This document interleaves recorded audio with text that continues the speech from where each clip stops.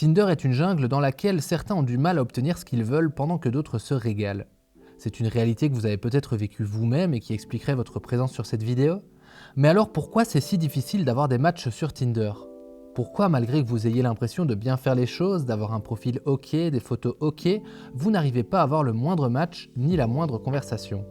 Pourtant, c'est à ça que ça sert normalement Tinder et les autres apps. On les appelle applis de rencontre, alors pourquoi c'est si dur d'y faire des rencontres? Eh bien, même s'il n'y a pas de formule magique pour changer les choses d'un claquement de doigts, il y a bien des explications au pourquoi vous avez tant de mal à avoir des matchs, et je vais vous les partager ici. Déjà, une première raison, c'est qu'en 2026, Tinder c'est devenu un petit peu n'importe quoi.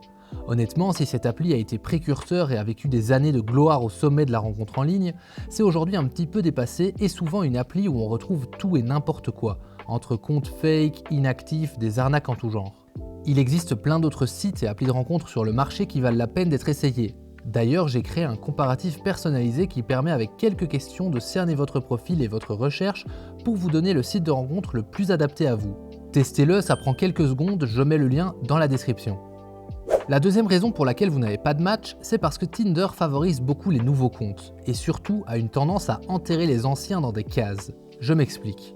Si votre profil existe depuis un certain temps et que vous aviez des résultats moyens, l'algorithme vous a placé dans des catégories peu désirables. Et une fois qu'on y est, impossible d'en sortir. Et là, c'est le désert en termes de match. Votre profil avait peut-être été placé dans cette catégorie pour diverses raisons qui ont changé. Un mauvais profil, des mauvaises photos, un manque d'activité, manque de conversation avec les matchs, bref, des choses qui ont peut-être changé aujourd'hui et pour lesquelles vous payez encore le prix. Troisième raison, le ratio homme-femme sur Tinder est très mauvais. Avec les années, cette appli a pris une réputation de moins en moins bonne et elle est vue comme de plus en plus hostile pour les femmes, ce qui explique que la plupart des femmes désertent cette application. Tinder est donc devenu une réunion d'hommes en quête de femmes qui se font de plus en plus rares, surtout quand on enlève les profils fantômes qui sont nombreux. Quatrième raison, c'est que beaucoup de mecs ont tendance à complètement cramer leur compte en 2 secondes avec leur comportement pendant les swipes. Une erreur classique d'un mec qui veut des matchs, c'est de maximiser ses chances en swipant tout le monde vers la droite. Grave erreur. Le but de l'algorithme est de cerner chaque profil en voyant qui ils aiment et quels profils interagissent avec le leur. En likant tout le monde, vous êtes notamment présenté à des profils 10 sur 10 qui, sans vouloir vous offenser, vous swipent plus vite à gauche que Max Verstappen le ferait pendant un Grand Prix. Il faut liker avec parcimonie pour être présenté à des profils qui vous correspondent vraiment et maximiser les chances que ces profils vous swipent à droite également. Sinon, vous finissez dans les tréfonds de l'app et vous ne pouvez plus en sortir. Ça me mène à une 5e raison qui est que les standards sur Tinder sont malheureusement très différents de la vraie vie. Mais ça, c'est un petit peu un problème global qu'on connaît tous. Si on devait donner des notes sur 10 aux gens, on dirait que dans la vraie vie, une femme 8 sur 10 va avec un homme 8 sur 10. Une femme 5 sur 10 va avec un homme 5 sur 10. C'est assez logique. Même si évidemment c'est très théorique et qu'il y a beaucoup de contre-exemples. Sur les applis, malheureusement, les femmes ont tellement d'intérêt de la part des hommes qu'elles ont clairement rehaussé leurs critères et que l'équilibre dont je viens de parler n'existe plus vraiment. Même si sur les apps aussi, il y a énormément d'exceptions, donc il ne faut pas penser qu'il est impossible de rencontrer sur les applis parce que c'est entièrement faux. Des exemples de couples qui se sont formés grâce aux applis de rencontre, vous en avez plein autour de vous, j'en ai plein autour de moi et j'en suis d'ailleurs moi-même un.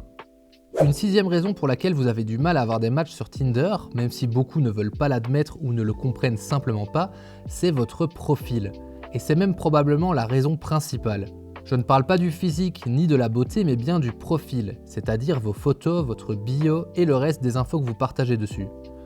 Vous n'imaginez pas le nombre d'hommes qui ont des profils très peu désirables et qui pensent bien faire. Je suis notamment dans des discussions sur des réseaux sociaux comme Reddit où des hommes partagent leur profil en demandant des avis et souvent c'est vraiment dingue le nombre d'erreurs qu'ils font. Si ça vous intéresse de voir quelles erreurs ils font et quelles erreurs il ne faut pas faire, j'avais fait une première vidéo d'analyse de profil que vous pouvez voir ici et je pensais d'ailleurs refaire ce format. Du coup, si vous voulez que j'analyse votre profil, en vidéo ou pas, anonyme ou pas, n'hésitez pas à m'écrire à hello@seducteurmoderne.com. Je me ferai un plaisir de faire le tour de votre profil et de vous dire ce qui fonctionne et ce qu'il faut absolument changer. Je vous garantis que si vous n'avez pas de match, il doit y avoir un souci de ce côté-là. Depuis que j'ai mon blog seducteurmoderne.com, c'est-à-dire depuis plus de 5 ans maintenant, je n'ai jamais connu un seul cas où un homme n'avait pas de match à cause de son physique. À chaque fois qu'un mec pensait qu'il ne pouvait jamais avoir de match et qu'il changeait ses photos et optimisait son profil, ça débloquait complètement sa situation. Alors n'hésitez vraiment pas à vous remettre en question, demander des conseils autour de vous et changer de photos qui sont probablement les mêmes depuis 2015. Et enfin, la 7e et dernière raison de n'avoir aucun match sur Tinder, c'est que vous n'êtes simplement pas au bon endroit. Tinder a eu énormément de succès, a été une appli incontournable, mais elle est en chute libre d'intérêt depuis des années et n'est vraiment plus l'appli la plus intéressante pour faire des rencontres. Aujourd'hui, il existe énormément d'applis et de sites de rencontres de qualité et qui vous conviennent sûrement mieux. Sur cette chaîne YouTube, j'en analyse beaucoup au travers de vidéos avis, je compare aussi directement plusieurs applis, donc n'hésitez pas à aller voir les vidéos et à vous abonner à la chaîne tant que vous y êtes.